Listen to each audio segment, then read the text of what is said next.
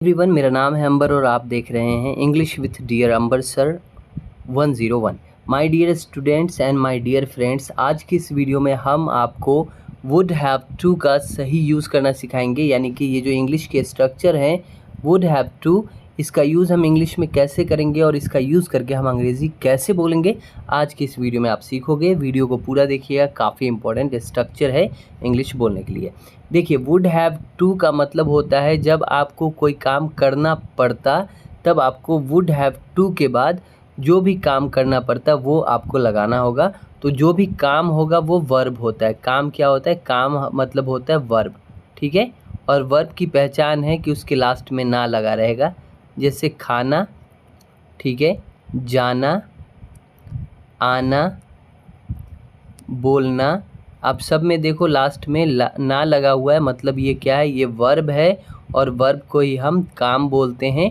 तो जब आपको ये कहना पड़ता है कोई भी काम कि मुझे जाना पड़ता, खाना पड़ता, आना पड़ता, तो आप सब्जेक्ट के बाद वुड हैव टू यूज़ करेंगे। और वुड हैव टू के बाद टू इन्फिनेटिव है, तो टू के बाद जब भी वर्ब यूज़ होगा तो ये हमेशा याद रखिएगा कि टू के बाद वर्ब का जो फॉर्म होता है वो हमेशा पहला फॉर्म ही यूज़ होता है। तो वर्ब का जो फर्स्ट फॉर्म होगा वही आपको टू के बाद यूज़ करना है। क्लियर? अब आइए इस सेंटेंस में हम एक चीज़ और समझते हैं कि वुड हैव टू का यूज़ कब करते हैं? जब सेंटेंस हमारा कंडीशनल हो, ठीक है। और कंडीशनल यानी शर्त वाला, ठीक है। अब कैसे? जैसे मान लीजिए ये जो इफ़ वर्ड है, ये इफ़ आपका कंडीशनल है। तो अगर मान लीजिए कोई काम आप ऐसा किए होते जिसकी वजह से आपको ये काम करना पड़ता, तो हम कंडीशनल वर्क को बताने के लिए यहाँ पर वुड हैव का यूज़ करते हैं। तो जैसे हमको यहाँ पे कहना है, जैसे लिखा हुआ है कि you would have to say sorry, तुम्हें क्या माफ़ी मांगनी पड़ती। क्लियर? अब ये जो माफ़ी मांगनी पड़ती, तो क्यों माफ़ी मांगनी पड़ती? क्योंकि इससे पहले आपने कोई गलती किया। मान लो कि आप बोलते हो अगर मैंने गलती की होती, अगर मैंने गलती की होती, तो इफ़ का यूज़ करेंगे कि if I had made any mistake I would have to say sorry. तो मुझे क्या होता जो है ना, गलती माननी पड़ती। क्लियर हो गया? तो ये कंडीशनल सेंटेंस होता है कि अगर आप कोई काम ऐसा किए होते तो उसके बदले में आपको ये काम करना पड़ता। अब जो भी काम आगे आप देख रहे हो, तो जब हमें कहना है कि मुझे जाना पड़ता, खाना पड़ता, बोलना पड़ता, पड़ती, तो आपको क्या करना है? कुछ नहीं करना है, सिंपली आपको सब्जेक्ट देखना है कि सब्जेक्ट क्या है, और सब्जेक्ट के बाद आपको लगा देना है वुड हैव टू, एंड उसके बाद आपको लगा देना है वर्ब का पहला फॉर्म। वीडियो अच्छा लग रहा है तो वीडियो को लाइक और चैनल को सब्सक्राइब ज़रूर कर लीजिएगा। देखिए, अब पहला सेंटेंस से चलते हैं। सबकी हिंदी ऊपर लिखी हुई है, इसका हिंदी गायब है, फिर भी मैं आपको समझा देता हूँ। जैसे you would have to say sorry. अब से का मतलब होता है कहना, और से वर्ब का पहला फॉर्म होता है। से क्या होता है? से का मतलब होता है कहना, और कहना का मतलब होता है वर्ब का पहला फॉर्म। तो अगर यहाँ पे कह रहे हैं यू हैव टू से, you would have to say sorry, मतलब ये हो गया कि तुम्हें माफ़ी मांगनी पड़ती, ठीक है। उसके बाद दूसरा देखिए सेंटेंस क्या है कि मुझे स्कूल जाना पड़ता। ये जो पड़ता वर्ड है और ये जो मुझे है, आपको इन दोनों को समझना है, बाकी तो आपको समझ आ ही जाएगा कि हमें बोलना क्या है। तो मुझे का सब्जेक्ट क्या होता है? आई होता है, तो आई आपको बोलना होगा। और जैसे ही सेंटेंस में काम को करना पड़ता, तो वुड हैव टू के बाद हम वो काम लगा देंगे। जैसे यहाँ पे है मुझे स्कूल जाना पड़ता, काम क्या है? जाने का, कि जाना पड़ता, तो हम बोलेंगे आई वुड, ये देख लीजिए, I would have to go, मुझे जाना पड़ता। अब कहाँ जाना पड़ता है? तो स्कूल, तो हम बोलेंगे I would have to go to school, मुझे स्कूल जाना पड़ता। क्लियर हो रहा है कॉन्सेप्ट? चलिए नेक्स्ट देखते हैं। नेक्स्ट वाक्य है हमारा वुड हैव का यूज़ करके, वो क्या है? मैं इरेज कर देता हूँ इसे। वो है हमारा आपको कि तुम्हें यहाँ आना पड़ता, ठीक है। सब्जेक्ट यहाँ पे तुम्हें है, तो तुम्हें का यू होता है, ठीक है। अब आना पड़ता, तो काम क्या है?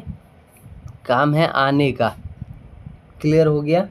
तो आने का जो, तो आपको इन्हीं दोनों को समझना है, क्योंकि पड़ता जैसे आ गया तो आप समझ जाइएगा कि इस पड़ता के लिए हमको तो लगाना है वुड हैव टू। क्या लगाना है? वुड हैव और टू। ये जो वुड हैव टू है ये तो स्ट्रक्चर का मेन भाग है, ये तो आपको याद होना ही चाहिए जब आपके वाक्य ऐसे हो कि मुझे कोई काम करना पड़ता है। जैसे यहाँ पे तुम्हें यहाँ आना पड़ता, तो तुम्हें का यू हो जाएगा और आना का कम होता है, तो यू के बाद आप क्या बोलिएगा, वुड हैव टू, उसके बाद आना लगा दीजिएगा। जैसे तुम्हें यहाँ आना पड़ता तो you would have to come here, you would have to come here मतलब तुम्हें यहाँ आना पड़ता। अब अगर हमें कहना है कि उसे खाना खाना पड़ता, यानी उसे खाना खाना पड़ता, तो उसे जो सब्जेक्ट है आपको ये देखना है उसे का क्या होता है। उसे का इंग्लिश ही या शी दोनों में से कुछ भी हो सकता है, ठीक है।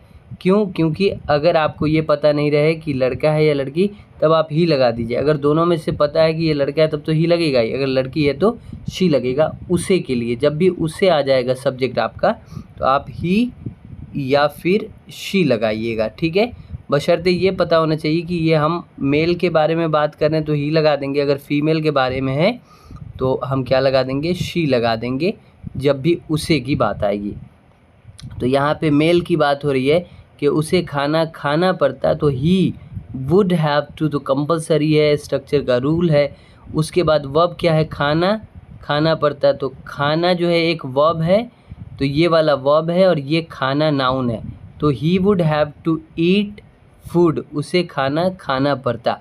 तो वर्ब फॉर्म्स को आप ज़रूर याद कीजिएगा, तभी आपके स्ट्रक्चर में जब वर्ब फॉर्म्स यूज़ होगा तो आपको बहुत अच्छे से कोई भी इंग्लिश में जो भी स्ट्रक्चर्स होंगे उनका यूज़ करके अंग्रेज़ी बोलने में मदद मिलेगी। क्लियर हो रहा है कॉन्सेप्ट?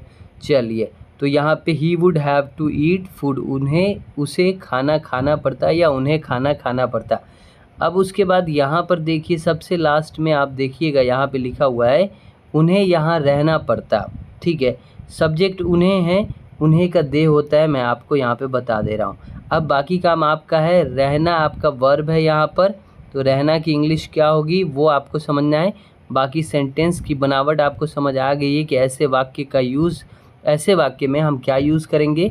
तो उन्हें यहाँ रहना पड़ता, अगर आपको समझ आ गया है ये पूरा वाक्य कि कैसे हम ऐसे वाक्य की अंग्रेज़ी बोलेंगे, तो आप इसे ट्रांसलेट करके कमेंट बॉक्स में ज़रूर बता दीजिएगा, ताकि हमें लगे कि आपने बहुत अच्छे से वुड हैव टू का यूज़ सीख लिया है। ओके, तो आज के लिए बस इतना ही रखते हैं। अगर आप नए हैं तो हमारे चैनल को सब्सक्राइब कर लीजिए।